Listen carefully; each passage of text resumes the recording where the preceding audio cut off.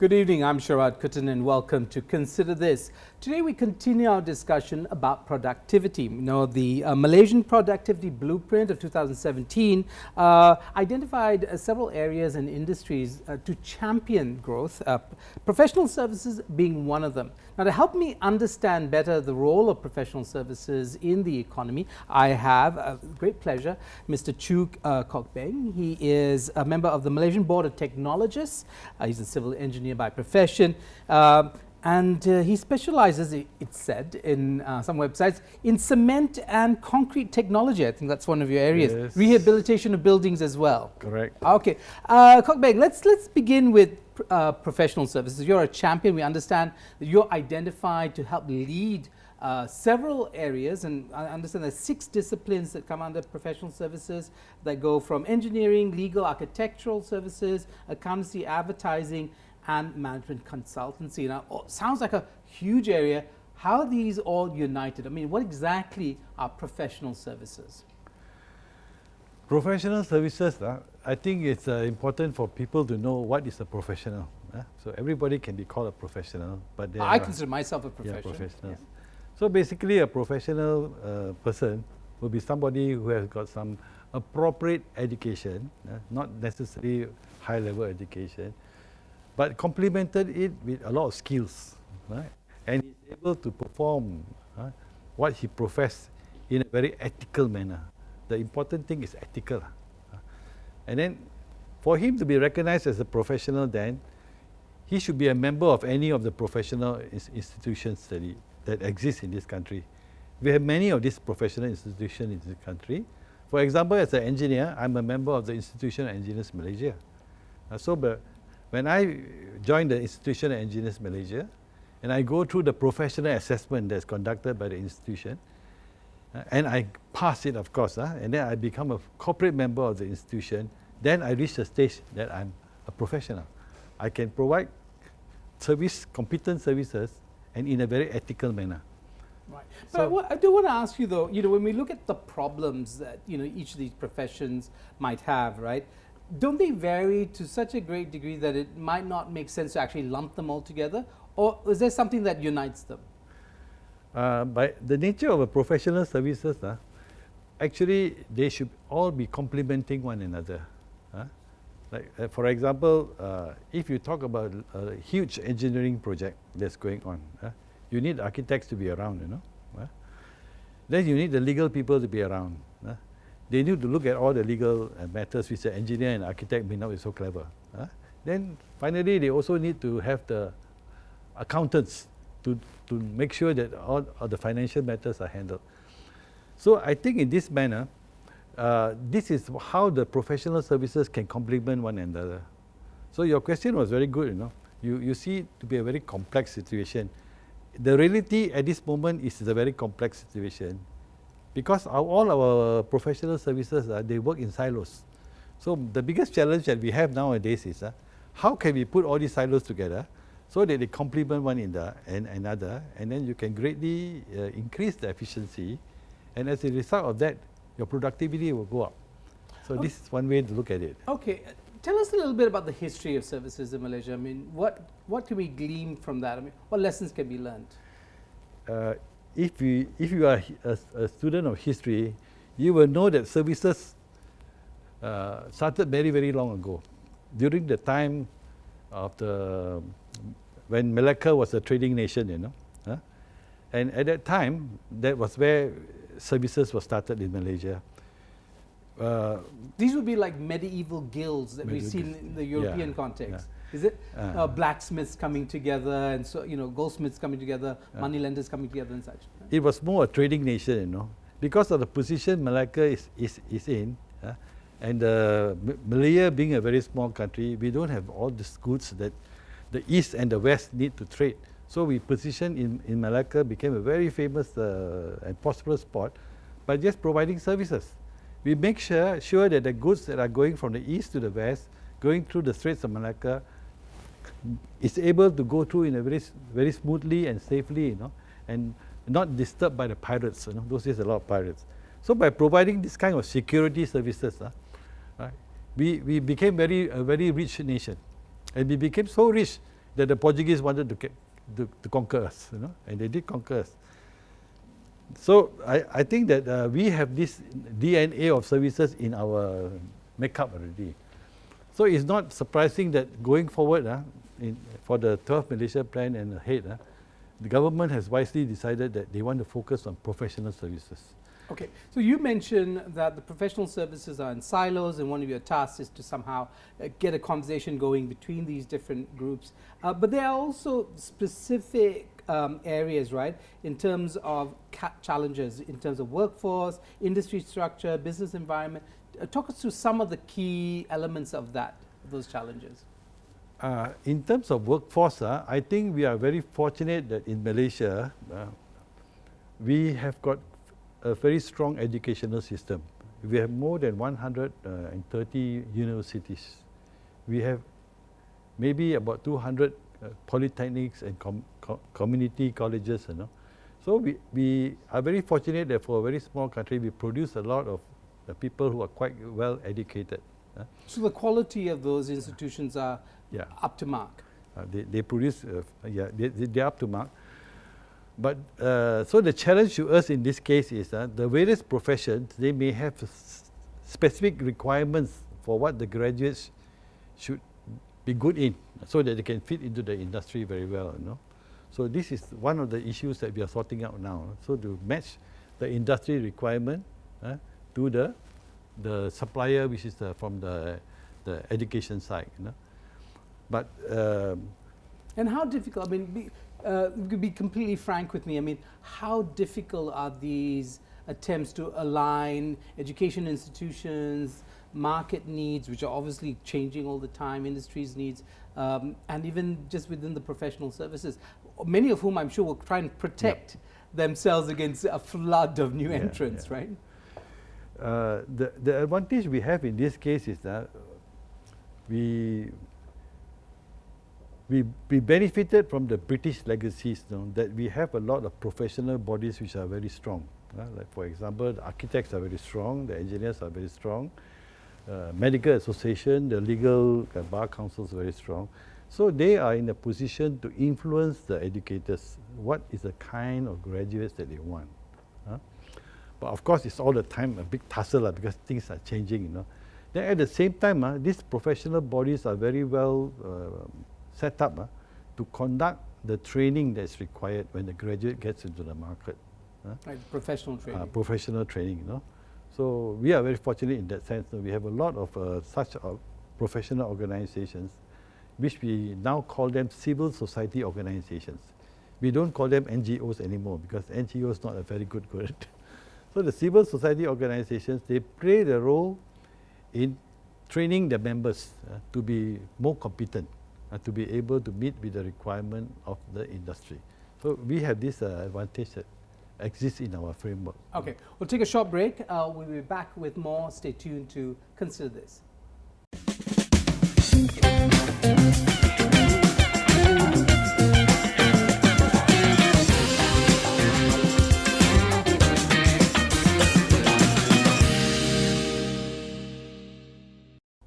Welcome back to Consider This. I'm Sharaad. My guest tonight is Chu Kok Beng. He's with the Malaysia Board of Technologists, and he's a champion for the Malaysia Productivity Blueprint that has identified professional services as one of those key drivers for the national economy. Let's talk about digitization. It's on, it's been the story of the last 20 years. How far are we in terms of getting a handle on the importance of digitization within the professional services? Is there an unevenness? Are some professional services much more kind of ahead in the race and others behind? And if so, why? In our case, we are quite fortunate because we started on digitization many years ago when we started this idea of the multimedia super corridor. So we were carrying through, we were actually on that part. But of course, some other nations came along later and they overtook us. So now we realize that we have been overtaken. But then it's good that we have taken note of this, and today, in today's current situation, I think we are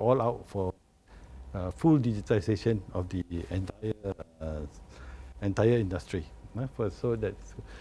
So I think in the case of digitization, the application to all area of services is more or less the same.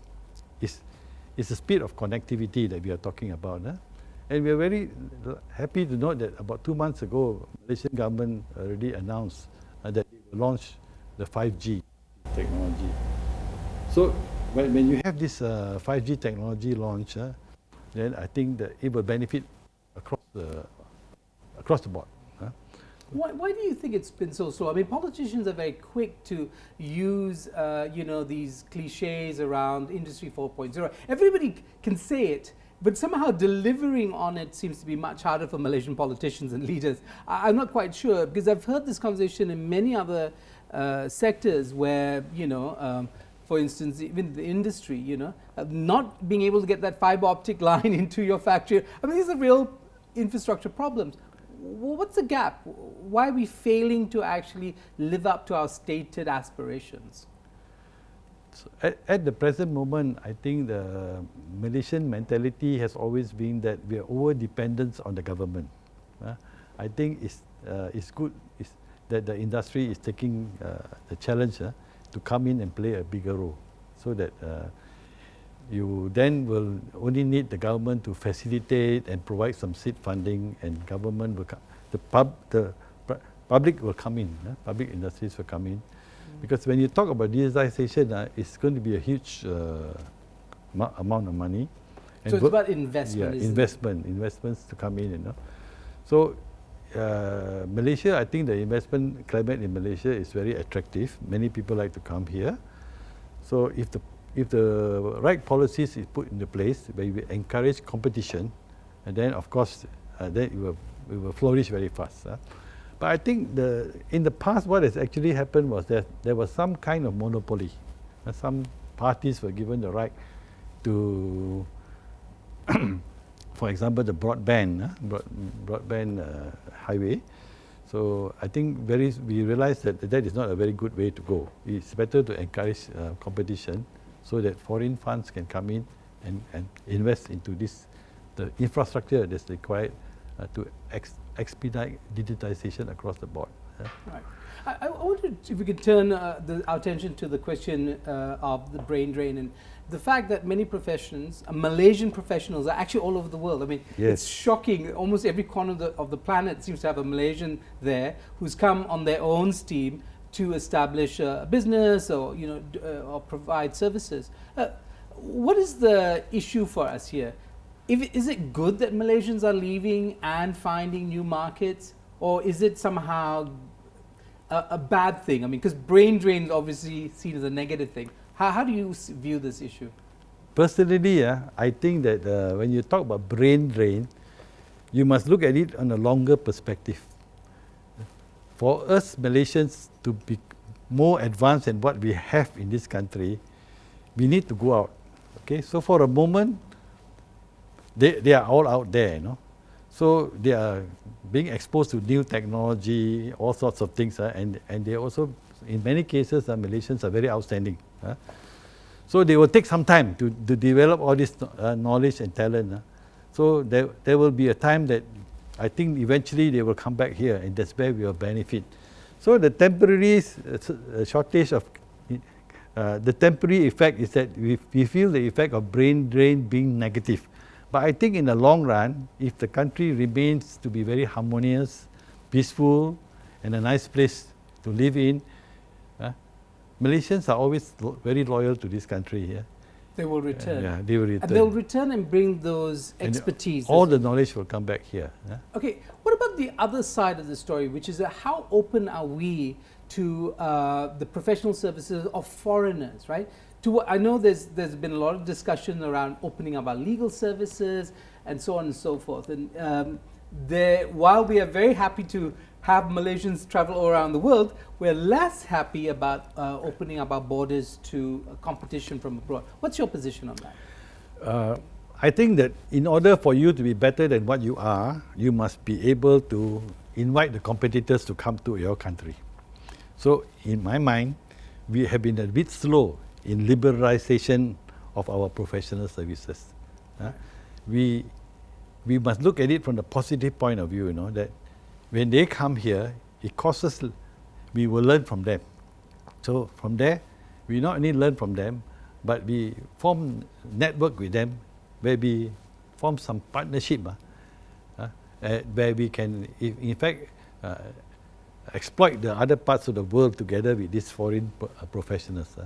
But that's a very generous and open kind of attitude, right? A lot of people think we need to protect our local industries against foreign competition. It's often seen as a zero-sum game, that somehow we would lose out to much more, more aggressive, much more get-going, types of foreign players. Do you think we need to fear foreigners coming into and providing their services here? Personally, I don't see why we should fear. For example, I give you some examples. For example, I'm an engineer, so I'm more familiar with engineering projects. How are we able to build the Petronas Twin Tower if the foreigners were not here? So, when the foreigners were here and working with us to build the Petronas Twin Tower, from whatever experience that we gain, we should then build Twin Towers out of Malaysia. So I look at it from that perspective. So it's kind of a technology transfer. Technology transfer. And skills transfer. Okay. Again, we'll take another short break. We'll be back with more on the question of productivity and professional services. Stay tuned.